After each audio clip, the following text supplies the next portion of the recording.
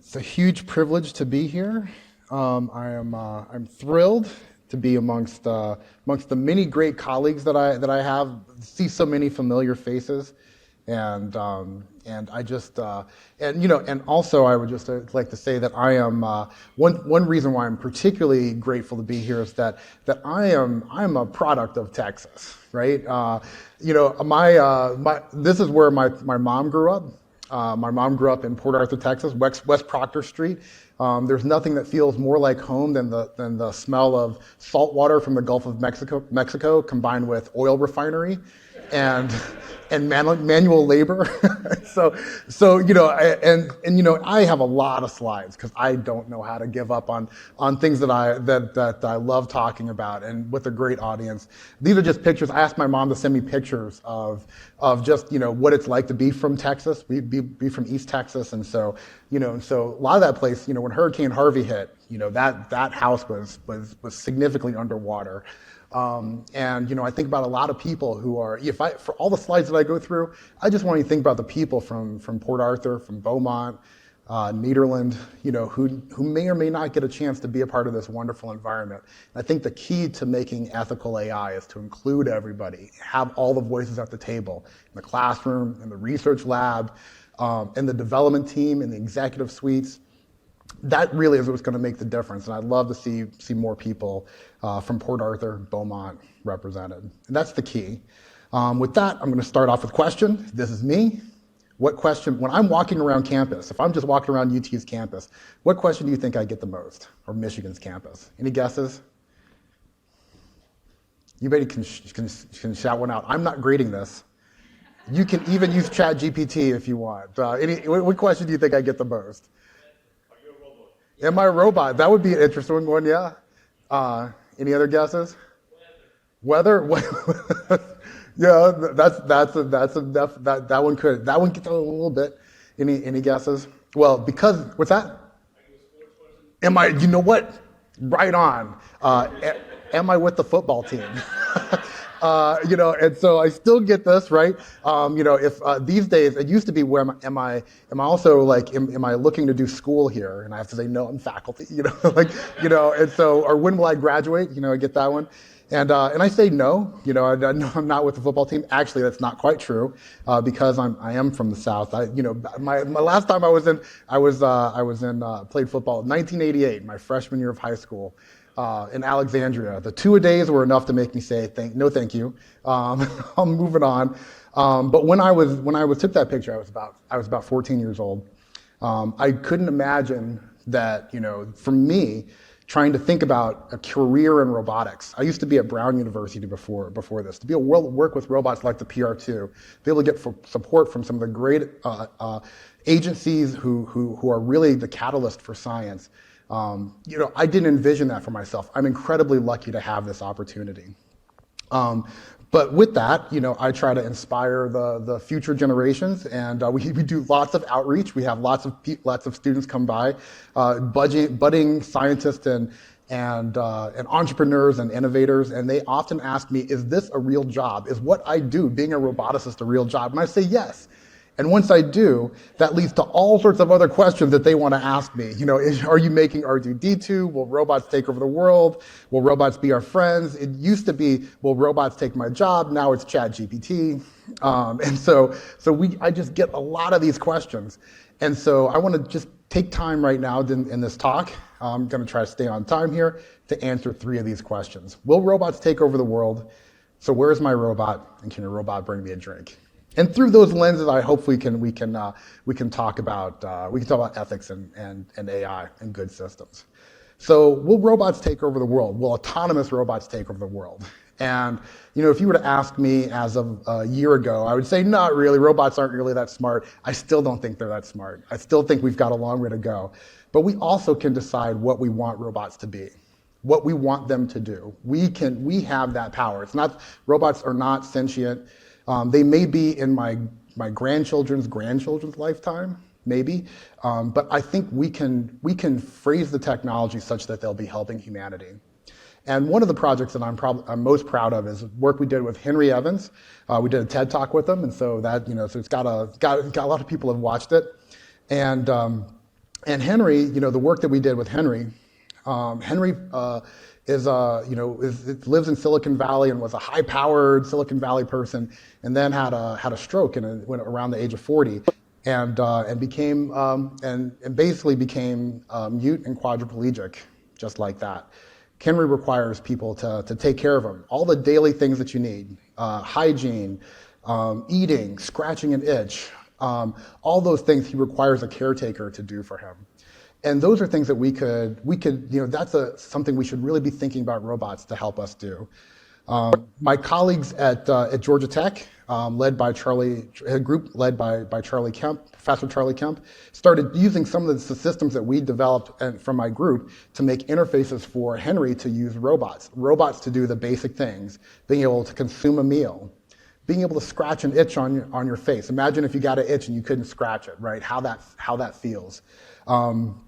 Being able to take care of oneself, to live independently, to be able to shave, for instance. So this is Henry scratching an itch. This video was amazing, where I saw Henry being able to shave himself for the first time they told me in about 10 years. And that's Charlie looking little dumbfounded, like, wow, this is amazing, when you have the ability to give somebody who has lost the ability to be independent and movement, to restore that through robotics, I think is incredibly empowering. One of the most inspiring things that I've seen in my career. A lot of this built on things that came out of my group called Robot Web Tools, which is try to make robots accessible via the web, but also just enable a whole ecosystem. Robot Web Tools is really founded on this thing called ROS-Bridge, which is a protocol that provides TCP/IP like interoperability for robotics. So the same reason I don't think about, I want my MacBook 2019 or my iPad or my Galaxy or my Dell notebook. I don't have to think about how it's going to connect to the internet, because TCP/IP essentially allows all of these things to work together as an applications layer network protocol. And that's what we've developed for robotics. So I don't have to think about what kind of robot I have. It just interoperates, and I can make it available on the web and accessible. And so, so that really is something that was really interesting. And so a colleague of mine told me that Henry wanted to fly drones, and I said, I can do that very easily. So I essentially went down to the Palo Alto Mall at the time, because I was on sabbatical in Silicon Valley. I bought AR drone from Brookstone, $250, and I created that little interface right there to fly the drone. And Henry has the ability to use a computer just through the gaze of his eyes to make, just be able to control just the high-level movements of a mouse. So he needs nice big buttons. He's able to use a mouse to press the mouse button, so he can click on those. And so we created that interface, and then we took it up to Henry's house, and we said, you can fly. You can actually use this robot to go around your home, and this was his first flight.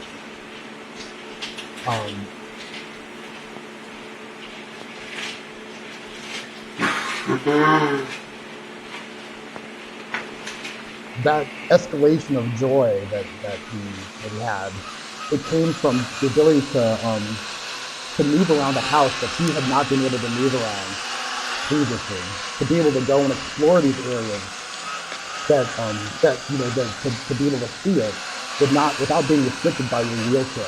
Being able to go into the garden, to look in the garden, to look at the solar panels that were on his roof that he had never been able to see before. To be able to fly on top of the rim, the basketball rim, and be able to experience that, I think is so amazing. What I'm not showing you is sorry if that's a little loud. What I didn't show you is the times he crashed. He was a much more daring pilot than I was. He would essentially drive this thing all over the place. He's a better pilot than I am, and it was really inspiring to see how enthusiastic he was about being able to fly this drone. The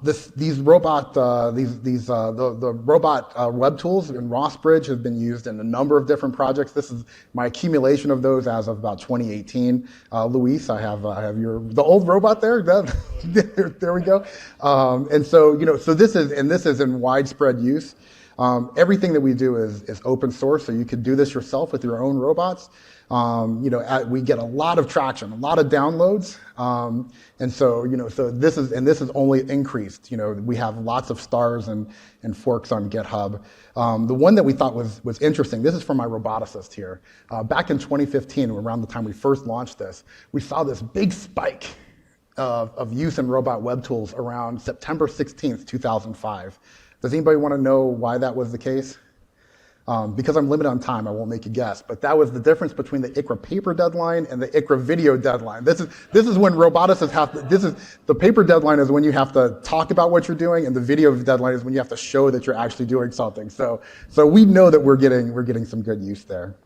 And so when people see this, they say that's inspiring and awesome and cool, and sort of like the old TV show Silicon Valley, it feeds into all sort of popular media types of things. But very quickly it moves to, so where's my robot? I've heard all of these things about robots. I see them on TV. Where are they? Can I get that? Can they do things for me? And I would tell people that your robot, it's actually here, right? Autonomous vehicles, robots in manufacturing, telepresence robots, Amazon Alexa is just one, I saw Amazon Astro on campus today. Those robots are here. Drones, those are all available. It's just a matter of how much you want to pay for it. But when people think about robots, what they're actually talking about are mobile manipulation robots. Robots that can move in human spaces, that can work with the world the way that humans work with them. And so mobility and dexterous manipulation. And so this is a Fetch mobile robot that I bought. That was my first purchase when I got to the University of Michigan. That's the PR2 that was made by Willow Garage, that was released in 2009. And these robots are really where the next generation is coming from. Fun fact about me, one of my favorite shows is The Price is Right. I don't know if people still watch that show, but I'm going to do a small Price is Right here. How much are these robots? You have to get as close as possible to the actual retail price without going over.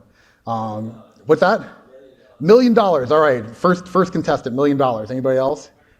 25K. Anybody else? What's that? 100,000. All right, respectable guess. Anybody else? We need 4 to be. What's that? 250,000. All right, thanks, Luis. All right, the actual retail price was actually, if I plot it like this, the PR2 was released in 2009. I paid $400,000 for it. The Fetch was released in 2015 for $100,000, and I bought that. There you go. I don't have $500 to give you for getting it right on, but you can put applause for that. There we go. And so since I'm a big believer in linear algebra as something that we should all have in robotics, I want to add another data point, which is the NASA Robonaut, which I bought which I worked with in 2001. I guess that's about $1.5 million. If I plot out, if I fit my favorite polynomial to this, my projection back in 2016 was that you would find your robot for $40,000, and it would be and you see it in 2020. And that prediction is roughly true. So we've seen Hello Robot. They have a platform that does mobility and manipulation for about $17,000. And then you have other robots that are higher priced, such as the Boston Dynamics. And I'm definitely a big believer. We're doing increasingly more work with bipedal humanoid robots, such as the Agility Robotics Digit. That is where I'm pushing more of my students to work on. And so these platforms, this is just the hardware, right? And as the economies of scale occur, you're getting more and more, you'll be able to produce more and more robots at scale. There were about 3 of the NASA Robonauts that were made, 3 or 4 of those. Willow Garage PR2, there were about 60. There are hundreds of Fetches that are out. And in the next stage, they're going to see thousands of these robots being made. But that's just the platform itself. When we think about what it actually is going to do, there's remote control. That's what robots were doing, teleoperation when I was a graduate student. In recent years, robots can do put that there. Think of autonomous driving as picking you up at point A, dropping you off at point B. We can do that pretty well. The next stage is, can we have a robot do this task for me? Can you say, robot, make me a meal? Can you fix the water heater? Can you do the laundry? Those are things that we can't necessarily delegate to robots just yet. And when we say, robot, do this task for me, what we're really saying is, can we make our world programmable? If we think about the diversity and variety of the form and function of a bunch of things in this world, can our robots work with the diversity of all of these objects, be able to perceive them, reason about how to use them, and reason how to execute these actions to achieve some larger goal? This is, I think, even harder than interplanetary exploration, and this is still a big frontier for us in robotics. But if we're successful, we'll be able to have a robot. 15, thank you. We'll be able to have a robot that we can take any robot, and we can have it perform any task that it's capable of in any environment. And that's the software stack that we need to have for robots. That's what we're going for. That is when you see your GPT style robot learning. This is what we're all striving for.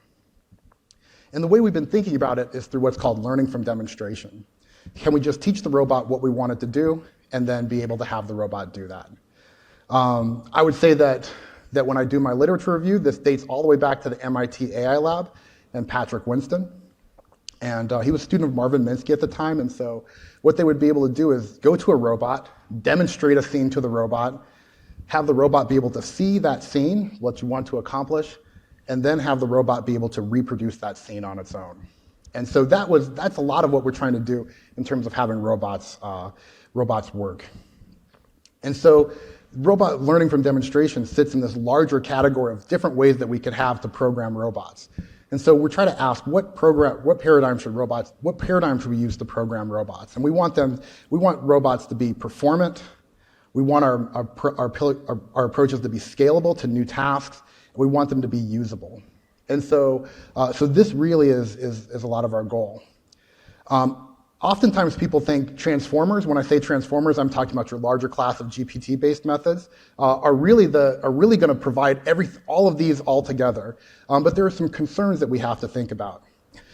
Even if your AI is right 99% of the time, do you know the 1% of the time it's wrong? That's a big issue. A lot of times you can have systems that think they're confident and actually are wrong, and you would trust their result, and it would actually be an issue. That happened with Robert Williams when he was arrested purely off of a bad facial recognition hit and detained for 30 hours by police. That happens when we have to think about what kind of jobs are these types of systems going to be able to do, and what type of work are we going to have for those individuals. We have bias and toxicity issues inside of these types of systems, and we don't necessarily know what's going on. We can't explain what they're doing. And also, when we look at the development team, we have to have diversity on that development team to be able to have those views represented so that we can avoid that bias and we can avoid this misuse. And so I would say that your GPT-style systems are really somewhat of an issue. My group is working on next generation learning from demonstration. And so those are things that bring together, actually I'm going to skip these slides, bring together 3D semantic mapping and planning-based programming. I was going to show a video, but I think I'm running short on time, so I'm going to go ahead. But the basic idea is that we just want to demonstrate to the robot what we want it to do, and then have the robot be able to execute those tasks, be able to execute from demonstration tasks that we've been able to show to the robot. And so this really is I think one of the more promising ways that we can be able to have robots do what we want them to do. When we think about semantic robot challenges, we have lots of things that I could talk about. So if you bring me back for another talk, I'll talk about all these different things. I believe probabilistic inference is ready for a comeback. We have translucent objects, transparent objects all in our environment. One of our more well-known examples is being able to have a robot detect wine glasses or just champagne glasses and build a champagne tower. Transparent object recognition is hard, and we've got to collect a lot of data for it. And then there's all sorts of things that we can do in this space to improve the technology. But one thing that I usually get asked is, can your robot bring me a drink after watching that video?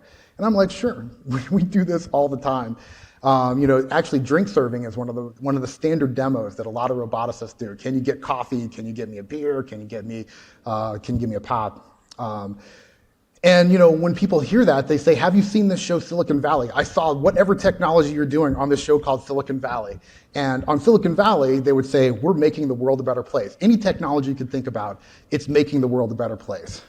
So for instance, you could make the world a better place through constructing elegant hierarchies for maximal code reuse and extensibility. There we go, making the world a better place. We're making the world a better place through scalable, fault-tolerant distributed databases with ACID transactions. Sure, that could be making the world a better place.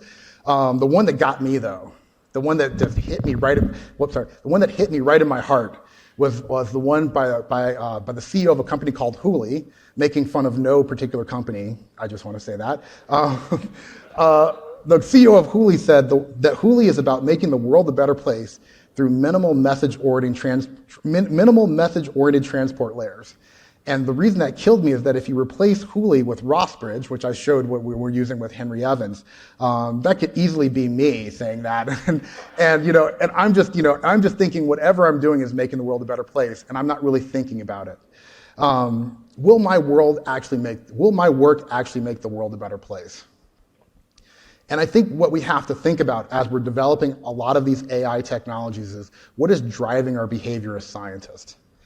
I am driven by innovation and excellence. The science is really what makes me go. If you want to think about like all the things we could do in AI and robotics, it's amazing what we can accomplish. Just in the time that I've been at Michigan, which is 8 years, the world has advanced so far. But also, I want to balance that against the need for equity and excellence. Equity and opportunity. I want to make sure that we're including everybody and everybody has a shot. And we get all views at the table. And I have to balance that against the economic incentive. What's actually going to make sense from me professionally and for my bottom line. And in an ideal world, I would be at the Voronoi vertex of all of these, right at the middle. But typically, computing and robotics is over here, sort of distinct. And a lot of this came to a head for me for a lot of people on May 25th, 2020, when we saw the murder of George Floyd, and it made us rethink a lot of our assumptions about what society is and what we're doing, what is good, what's not good. And when you're sitting at home, you're just sort of like, all right, what do we do? I thought a lot about the word robot. Do people know where the word robot comes from? Check. Exactly. It means slave. It came from the word robot itself comes from a play. Robot is literally science fiction, and so Rossum's Universal Robots was the play that defined it. Karl Čapek was the author. Josef Čapek, his brother, actually came up with the word from the Czech word meaning forced labor or serf or slave. And it makes me think about the origins of robotics and the origins of our country. I think a lot about Mary Turner. Mary Turner lived in Valdosta, Georgia, in 1918 there was an uprising. There was discontent because of labor conditions in the agriculture, and a number of people that were sharecroppers, they assaulted and killed one of the owners of a plantation. This caused a lot of people to then be chased down, to be harassed, to be murdered. Mary Turner, in particular, was pregnant at the time. She was 9 months pregnant, and to make a point to the labor force to keep them in line, Mary Turner was hung upside down. Her belly was ripped open. Her baby fell to the ground, and they stomped the baby dead. And then she was killed. This is terrible. I think it strikes to our humanity. Why would somebody do this? What would motivate somebody to do such a heinous thing? It's the need for an exploitable labor force. The reason you did that is to send a message to everybody else that you need to stay in line, and you need to help us. You need to do what you need to do to keep our agrarian economy moving forward. And that economic incentive can make us do bad things. 10? Thank you. And that was 1918. In 2018, our new exploitable labor force could be robots. It could be, automated technology. What happens to the people that are left that we no longer need or we don't have a use for? Do we then incarcerate them? We've seen exponential growth in our power for automation and from computing. We've also seen exponential growth in the number of incarcerated Americans who have probably been left behind. And this gets to our look on things: equity and opportunity, balancing equity and opportunity, innovation and excellence, and economic incentive. And my concern with artificial intelligence is that we're going to have this split between equity on one side and people who are working in that, who are being good stewards and trying to move things forward, but that's distinct from the innovation and the economics that are driving all of these things forward. And that leads to what we call disparate impact. Disparate impact is something that we see in our technology fields. This is from a report from Intel that shows if we look at African American, Latino, and female populations, their percentage in the population is not really represented in terms of the percentage of participation in the technology fields. And these numbers are probably optimistic. We think about how we produce things. And so there was a great article written by Michael Littman, who basically said if you have somebody who wants to be able to participate in AI and do advancements, that there's a shortcut. If you're unethical about it, you could actually develop lots of technology without really even thinking about it, without really thinking about your ethical implications. You could succeed in AI without really trying. You can essentially build up a bubble of competent-looking people to exude success or to build capabilities that are discriminatory. You can use that to get your proposals and your work funded. You can form alliances to build networks of like-minded researchers and entrepreneurs. You can collude to promote the views of that alliance and then dismiss dissenting of views, but with civility, and then use that patronage to get more of your people placed in academia and industry, and repeat that over and over and over to get more funding and more people. This is the same. This model, which I think is harmful for the technology we produce, and also the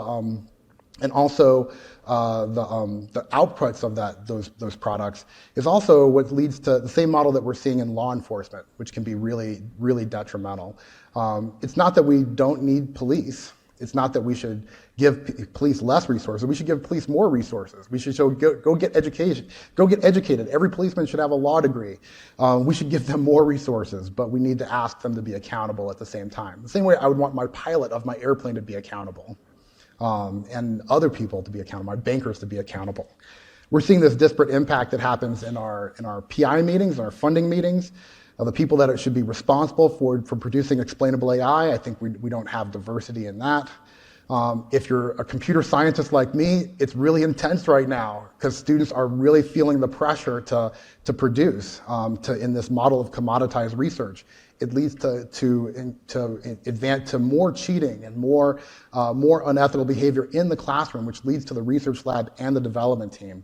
I'm gonna skip that one.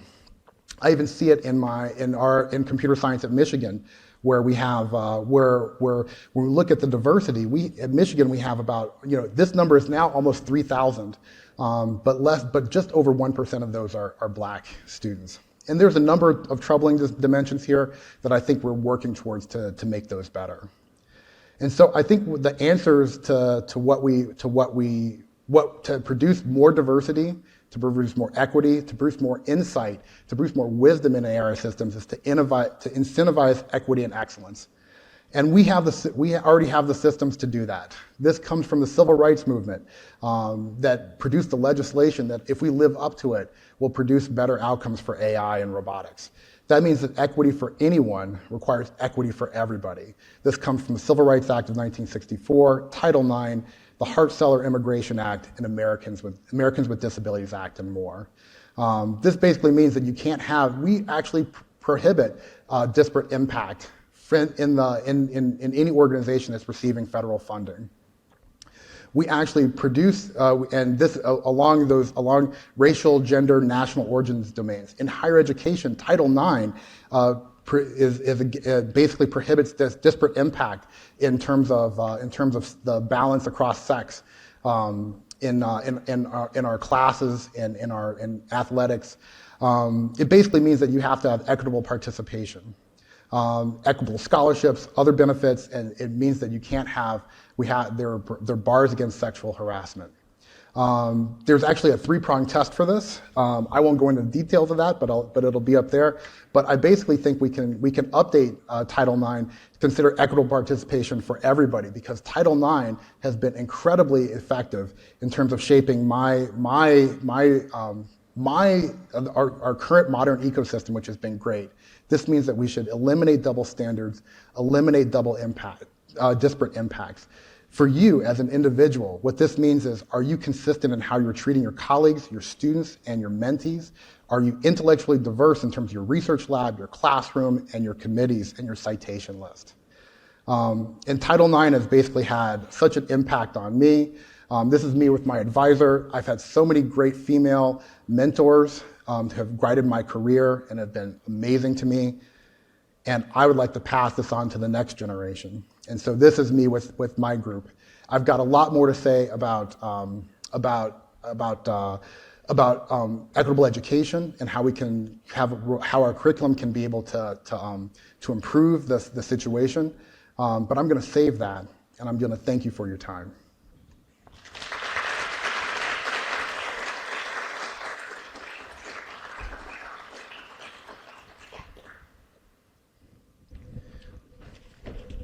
Great. Thank you for those comments. And we're going to sit in a somewhat more comfortable position over here and maybe continue a few of these points. And then I'm going to turn it over to all of you to ask questions in about 10 minutes or so. And once again, thank you for some very provocative remarks here and for linking social environments and the system of organizations and legislation even that surrounds a lot of scientific activity and that can really signal how we can shape the scientific developments of this era.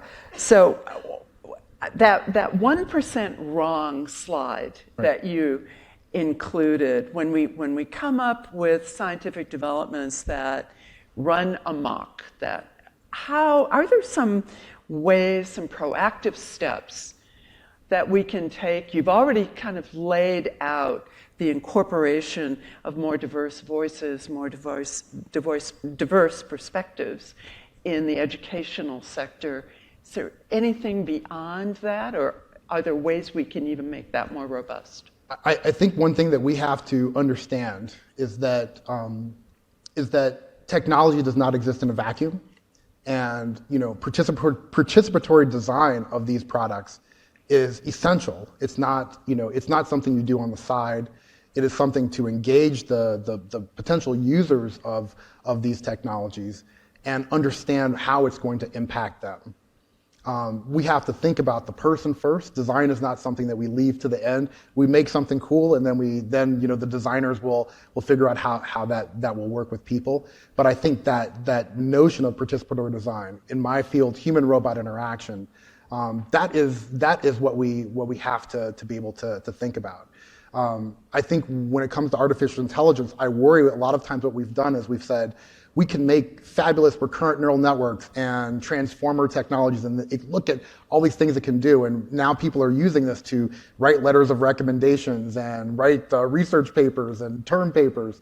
And I don't think we really asked the question, is this really what we want? We didn't ask people, we just sort of went off and developed it. And I think we have to ask that question ahead of time. And participatory design, I think, is one way that we can. Where should participatory design sit then? Should they be working right alongside, say, roboticists, or in the corporate setting as well? I think it starts. So this is where the curriculum is really important.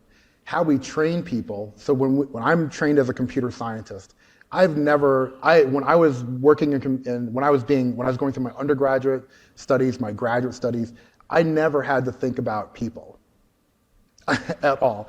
I barely had to think about ethics. Ethics was just sort of, like I need to make sure my co-authors on my research paper know I'm submitting this paper, and making sure that I'm validating my claims, but not the larger implications, not the ethical implications of what we're doing. Why am I actually thinking about this? So I believe it starts in the curriculum. To provide the right mindset so that when students go off and they're in the workforce, they're working on these development teams, that they can actually make some good decisions, or understand what they need to do to understand these implications. Now, on the development team, that means that you have to have designers on a good development team will have a designer in place, and you will actually think about the use cases. You will actually think about this technology before you make it. Now, advanced technology, such as your ChatGPT, is a little bit different because they're trying to push the limits of what the technology can do. But this gets to, when you release it, what are your obligations? And so one thing that I'm really glad to have seen is that development teams start to have an ethicist on board to have some of these discussions. And that's a person that probably should be on from the beginning of the development. When you highlighted the derivation of the word robot and linked it to slavery, that provides a direct connection to how we will probably be using robots in the workplace. Will that use of robots in the workplace exacerbate issues of a different sort, of bias and treatment more broadly? It depends on how we do it. I think there are so many things where we actually really need robot technology. I believe that care for our aging and disabled populations is one of the biggest issues that we're facing. It costs a lot of money to take care of somebody who is older, and the quality of life cannot be good if you're institutionalized. And so we could use robot technology to augment people. It's not, you want to have robots take care of the mundane tasks that can be soul crushing for a person, and have people be able to provide the care that's needed. And so in doing that, we could use robot technology to help people be more effective at what they do. But that means we have to have the wisdom to think about those things. How do we use robots for infrastructure, agriculture, education, those things that aren't profitable now, but could have a huge impact on our quality of life and the costs that go into us being productive. I had the occasion to see robots in operation in an Amazon distribution warehouse a few years ago. And I was struck by the fact that the robots were segmented off. Yeah. In that warehouse. They were separated from the human workers very directly, because they made mistakes. Right. And humans, we naturally think people will move aside if you're in a certain place. You can't make that assumption with robots. So there were some accidents. I don't know if you know more about that decision on the part of Amazon, but I was wondering, are there some best practices that we can look to and learn from as we deploy these technologies? So I would say, well, for one, I do not speak for Amazon, so I don't want to don't want to do that at all. But I would say, when I come back to the curriculum, sometimes there's a lot of hesitancy across the academy from my colleagues in the humanities and the social sciences, who say, we're being left behind. Because we don't have, because everybody wants to do engineering, they want to do computer science, they want to do AI. But I think we need the whole academy to help address these concerns. I'm not somebody that studies ergonomics. I'm not somebody that studies, how the body moves. I don't study kinesiology. But I know that there are people that do. And we have to have, these are issues that require the whole body of human thought in order to think about how we're going to deliver services to people in an ethical way. I think when it comes to this in particular, it comes back to human-robot interaction. It means you have to have participatory design, you have to talk with the ergonomics people, and the thing that might be the cool thing for us to do from a technology perspective may not actually be the best thing for us to do in an actual warehouse or in an actual situation. And I have to have the wisdom to know that I need to talk to somebody else who may have more wisdom than I do. A few years ago, you kind of issued a warning in one piece that you wrote, the footnote piece, Yeah. and Yeah. you said that robots could be misused in some new weapons technologies, and you highlighted the possibilities for mundane automated systems that could be hijacked, the tire pressure gauges, all the Internet of Things technologies that are increasingly being sold and being purchased by consumers and deployed in very ordinary household environments. But these technologies that control power, access, security, they could all fall apart Right. with hijacking. Where are we with methods to limit some of those possibilities? I'd love to be able to talk about that. That was definitely outside of my wheelhouse. But I think the thing that you should know as a consumer or somebody that's going to put a technology into deployment is that the minute you put a computer on it, there could be a back door on it. And something that, in all of these systems, the increasingly smart systems that we have are vulnerable because they require power, they require to be on. Thinking about all the fail-safes that could happen, all the complexity that comes with making a more sophisticated system, it's hard to think through all of those. When they were saying that you could put the lock to your house on VPN and be able to lock your house remotely, and I'm thinking if I can do that, maybe somebody else could do that, and that worries me a lot. I think one of the main things that I think about with autonomous vehicles, for instance, is that I don't think the technology is really going to be decided by technologists. It's going to be decided by the insurers. How much risk are we willing to tolerate? These systems will fail. What happens when they do fail, and are we willing to live with those consequences? And so that risk trade-off, risk-benefit trade-off, is something that I can't decide as a technologist. That's something that we all have to decide as a society, and what are we willing to insure at the end of the day? We had dinner last night, and Dr. Peter Stone joined us, and we talked briefly about the letter that was making the rounds last week, a letter signed by a lot of people, luminaries among them, and the letter was basically arguing that we need to slow down.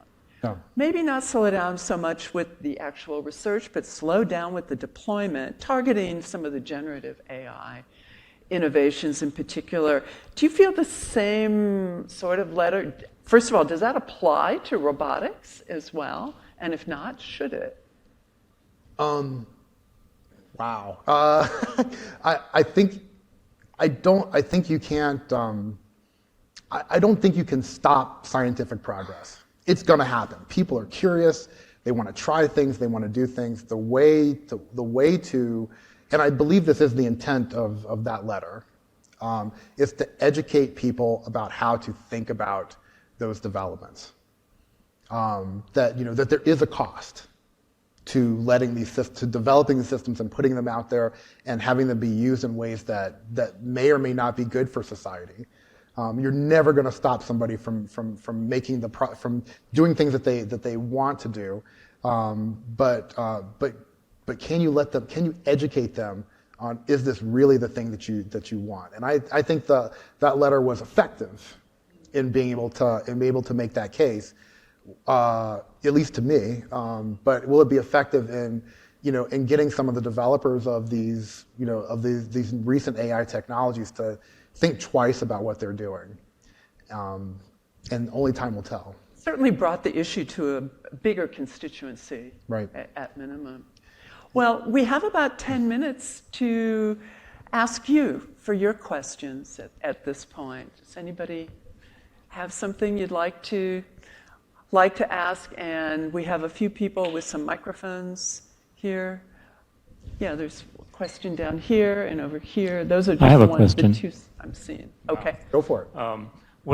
So I have great faith in the educational system and what you have said about the need for us to educate, but I don't share that faith in our political system.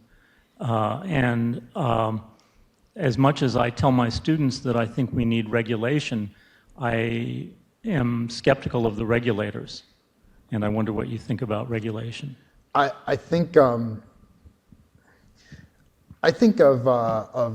the way that our political systems work a lot like I think of our faculty meetings that I have to go to, and I'm going to hold out hope that we can all work together. I think at the end of the day, American society is based on we the people deciding what we want, and the reality is that our political leaders don't have the power themselves to be able to affect this change. This is us working citizen to citizen, to having those discussions, talking to people that we don't normally talk to, willing to go outside of our comfort zones to build those bridges, to build a common understanding so that we can work together. I think this is something that I as a citizen, that we as a citizenry have to take up. And so I'm hopeful. Down here, Kevin, yes. Hey, and I had to step out for a call, so if this was already discussed, apologies. But I think about, it's clear from some of these tech demos that especially with these mobile manipulable robots, we may actually be getting pretty close to the sci-fi robot in the home, actually. I've seen some videos of hooking them up to these large language models, and they're literally learning what colors and objects are without being told beforehand. It's incredibly impressive. But I think about, sort of like the main thing that would be an obstacle for me wanting one of these in my home is essentially the fact that I doubt anybody's going to sell them without cloud connectivity. And I get why it's an easy way to upgrade software, et cetera. That being said, I can't help but think about I'm essentially introducing something into my home that, let's be blunt about business practices, is going to be constantly surveilling me in my home. And I even think especially overly police communities that they could literally be commandeered by law enforcement, this device in your home. And I think these to me are the obstacles of why I would want this. And I'm like, are there going to be ways where we as consumers can feel confident buying these things of like, this is not connected to the cloud. There is no data going anywhere of your home, and because I don't see these companies selling that because the data is worth a lot, but I don't see myself wanting one if that's all I can buy. I think everything you mentioned are all the complexities that go from I made a technology that's cool to will this actually be useful in society? Will people accept this? So I agree with all of those concerns. I was just at a dinner for the fellows of AAAI, the Association for the Advancement of Artificial Intelligence. They said this line that I think Andrew Ng said, which was AI is the new electricity. Think about what happens when AI becomes a utility, right? And so instead of everything having to go off to the cloud, you have like a big, your big sort of transformer that's, literally a transformer box that sits next to your house, and maybe that's your local cloud computing. You can work through a lot of the technical issues, but the issues, the ethical issues, the usability issues, the privacy concerns, you can't necessarily technology that away. And am I willing to pay for this? Is the benefit that I get, is it going to be robust enough? Is it going to be usable enough? Is this actually solving the problems that maybe I enjoy cooking. I don't need a robot to do that for me, but I need the robot to do the dishes, or I need the robot to help take care of my parent. What is that? And I don't think we have a good handle on what that looks like. So I agree with you. Keep saying those things. Nitin down here.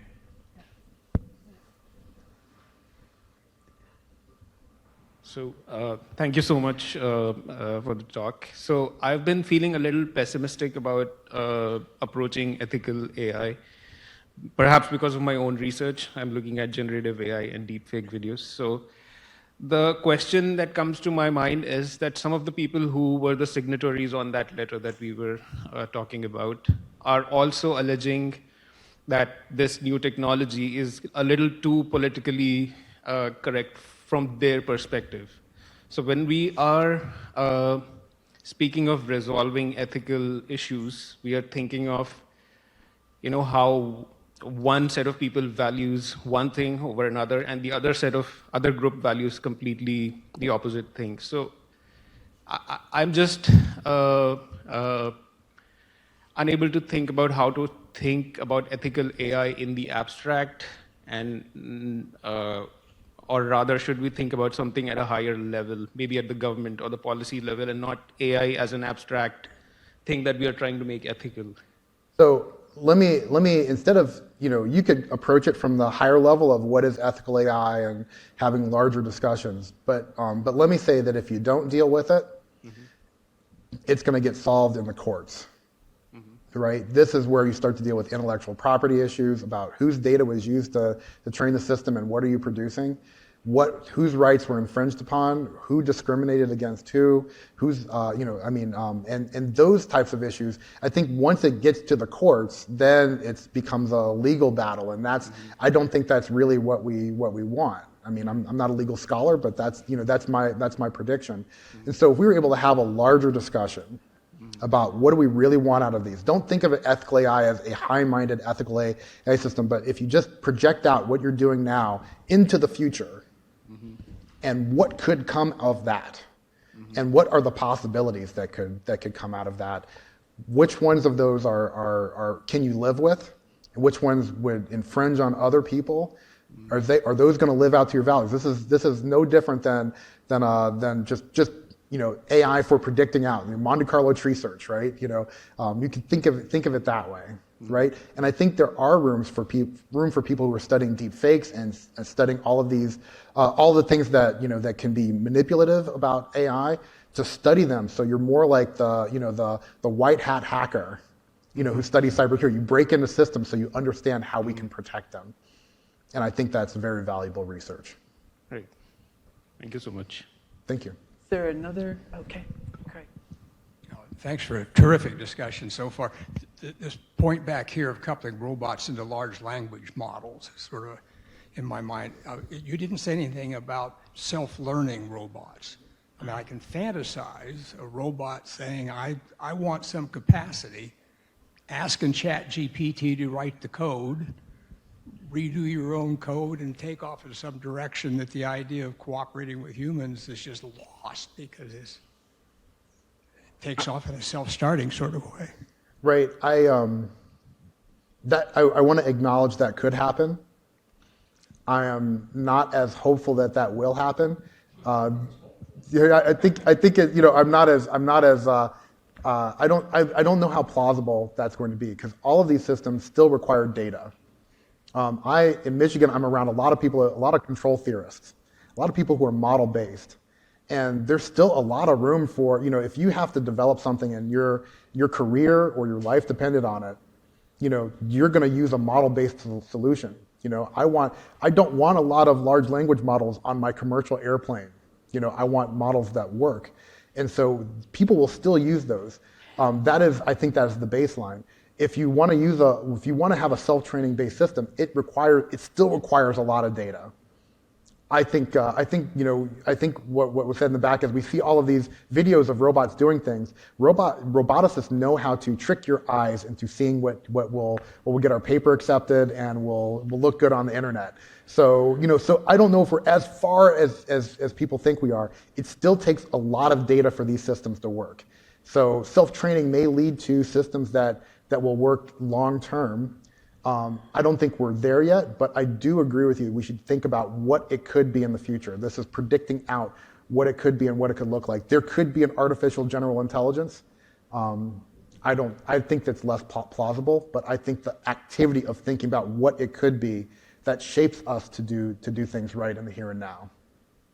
We have time for one final question.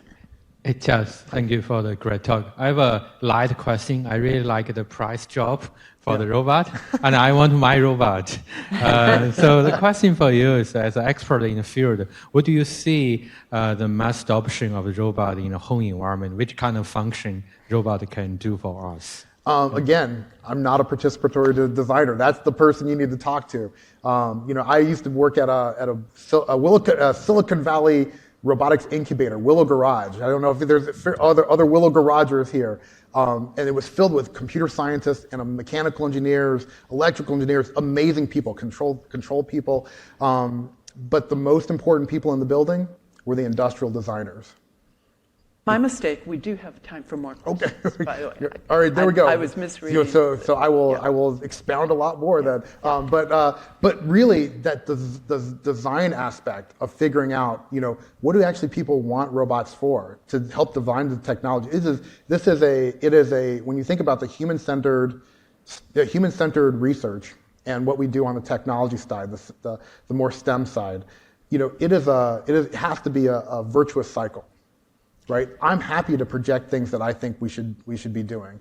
I think we should help care for our aging and disabled population, help them be able to prepare meals, take care of those meals, do household chores, be able to help people go to the restroom and get them out of bed.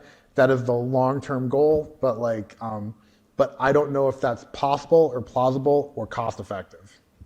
Or I don't know if people actually really want that. Microphone up over here. Yeah, I had a question about people losing their jobs to robots you talked about earlier.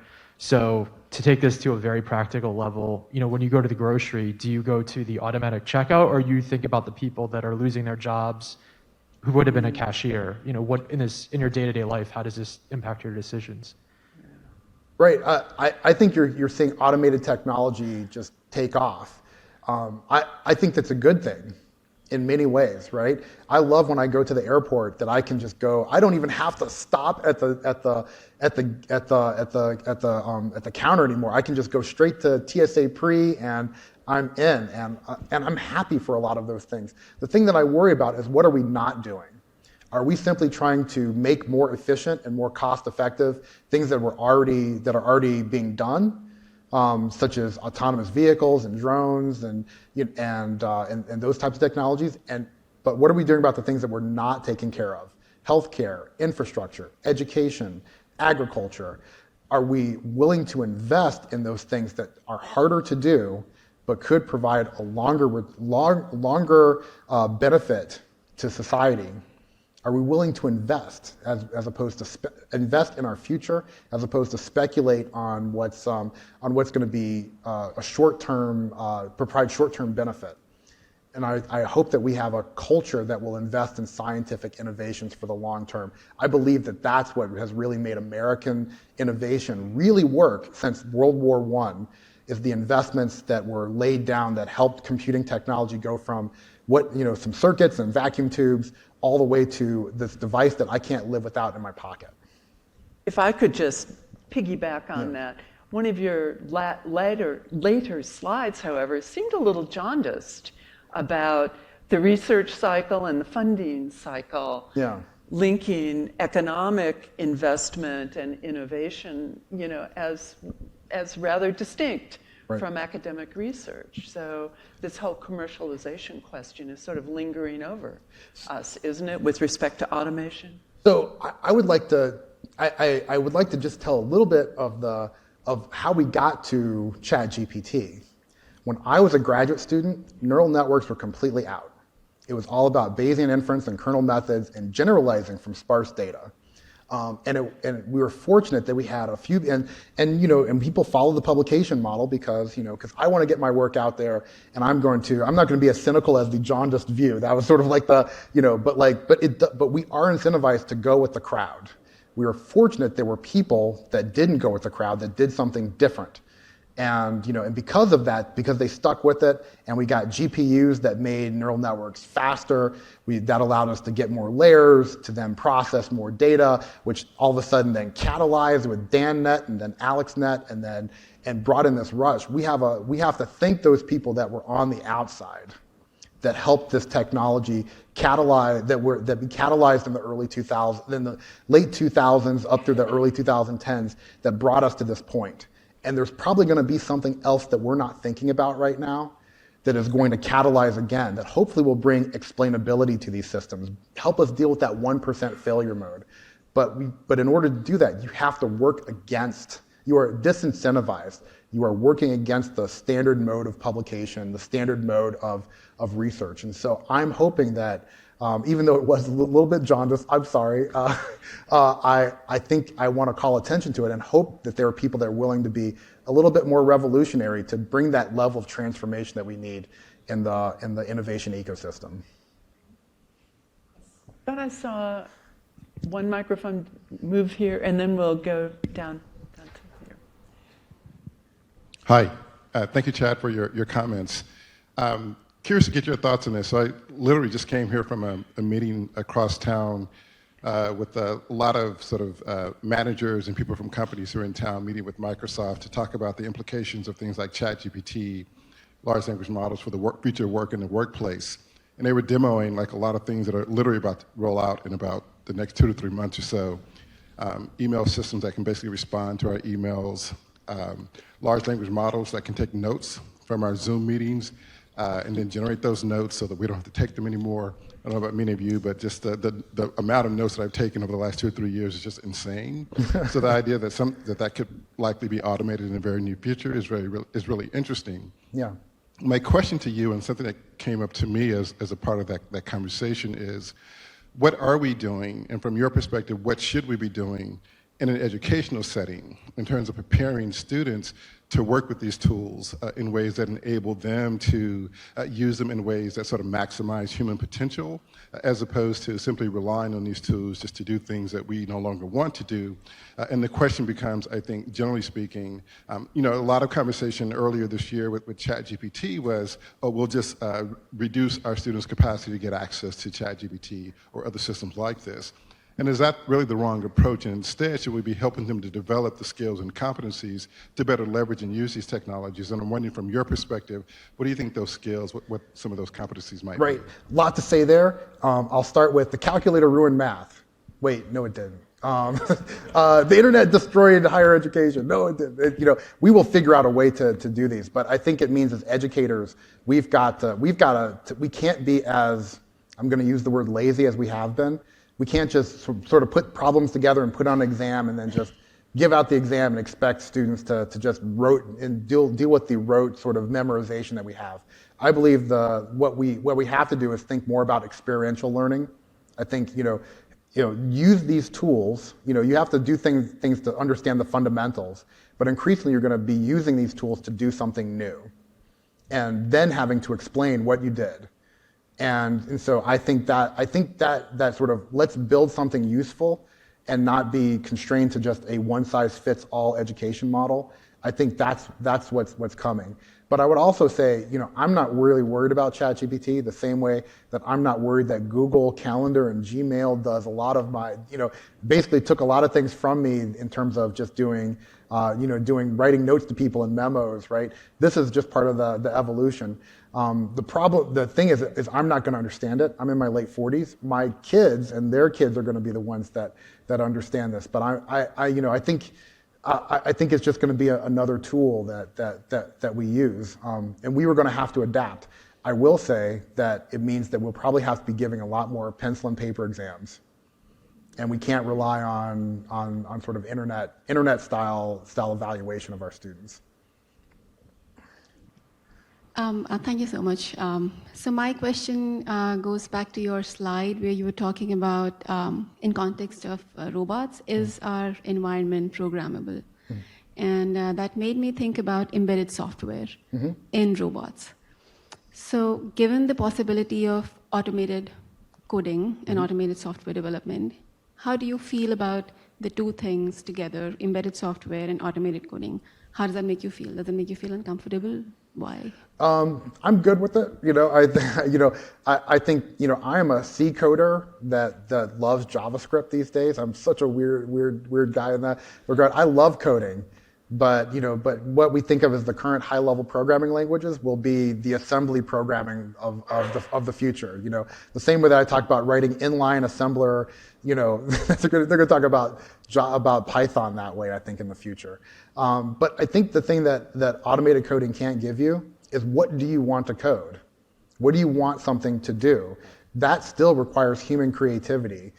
It means that you will need less people to produce the same number of solutions or even more solutions than you had in the past. And so, I think I like the Jaron Lanier analogy. He said Kodak employed hundreds of over 100,000 people to make photographic technology, and now Instagram employs like 20 people to do the same thing. And so that means that, all right, we don't need that many people to produce cameras, so what else should we do? And for those people that are in the area, how do they dream up and imagine what you would want to have autonomously coded? And could they be thinking about new things that we haven't envisioned yet? I still believe that human creativity is going to be needed.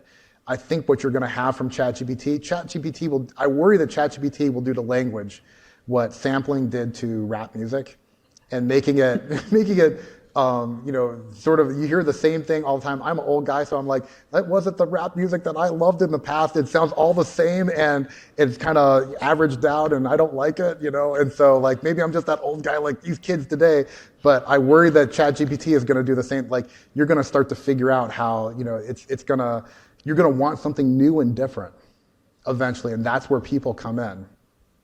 Great. Well, on that note, I see one more hand over there, Luis. All right. And then we'll have to wrap up and reset the stage for our next conversation. Thanks, Chad. And I think there's another revolution that is going around in robotics that has not truly been commercially successful in the US for a long time. And now we're seeing unicorns, Intrinsic and Dexterity and Covariant and other companies, Sanctuary, and even some of the humanoid companies. But all of those are sort of using, I would say, maybe some of the old methods, right? And I wonder if you, and human-robot interaction is fascinating and it's so promising. Just wanted to take your thoughts on whether you see also unicorns appearing in human-robot interaction anytime soon. Absolutely. I think the unicorns, I think for human-robot interaction, it's usually human-robot interaction working with more mainstream robot technologies. There's a synergy, right? I don't think you can develop technology that's going to be effective without human-robot interaction, but then human-robot interaction without the technology, that doesn't always make sense. I think what you're really looking at when you think about robotics altogether is, if I dream up something I want robots to do, is that going to be acceptable by people? Or if I'm looking for a market opportunity, I need to go out and ask people and look and really analyze what are their needs and understand that. And then I look at the range of solutions that I have. Is it just hard-coded ROS actions on my robot? Is it an old school hidden Markov model? Is it just my control theoretic model? Is it something that is a deep learning system? I have to think of that as the toolbox, and I can't think of machine learning as the magic box that's going to solve everything. And the thing that helps us do that is the interplay between roboticist and human-robot interaction to really understand those needs. And I think there are a lot of ways that robots can impact our environment. And I think if students really if you want to know how to where the opportunities are, come into robotics. We have lots of room for I think there are many unicorns to be had in the robotics space. I'm sure you'll be students in your class when they put up the Louis Sentis robotics building, that was named for some student you had in class. That some students from your class, started a unicorn. I look forward to coming to that groundbreaking. Please invite me. And I think it's an amazing opportunity to be educating the future leaders in our classrooms, because I think we are just at the beginning of something really big. Thank you. Well, I think you've seeded a lot of conversations that will unfold in the remainder of the afternoon, and tomorrow Chad will be with us during the rest of the symposium, so please feel free to chat with Chad. Yeah. And thank you so much for your comments. Yeah.